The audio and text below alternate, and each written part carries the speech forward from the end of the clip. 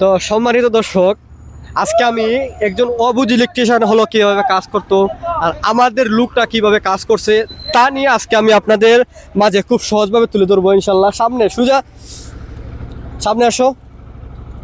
তো তুমি বলো তো, এখানে একজন অবুঝ ইলেকট্রিশিয়ান হলে কি করতো? ভাই আমরা বাসাবাড়ি বা কোনো বেড়ান গেলে গিয়া দেখি 8-10টা সার্কুলার একটা রুমের ভিতরে।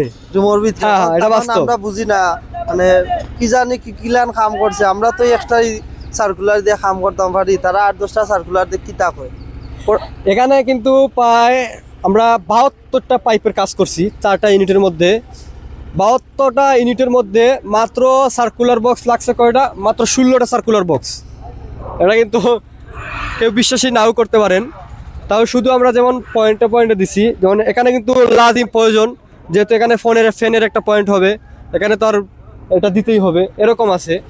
আর আচ্ছা, এখানে কি করতো ইলেকট্রিশিয়ান হলে? ইলেকট্রিশিয়ান অন্য ইলেকট্রিশিয়ান হইল না, সার্কুলার দিল না, কইল না তার টানা সহজ হইব, এটা জিআই ফাই যে ওভার ক্লোজ করে আমরা 5টা নিছি ওভার করে। তো এখানে কি করতো, সুন্দর করে কাটতো, কেটে একটা বক্স ফিটিং করতো।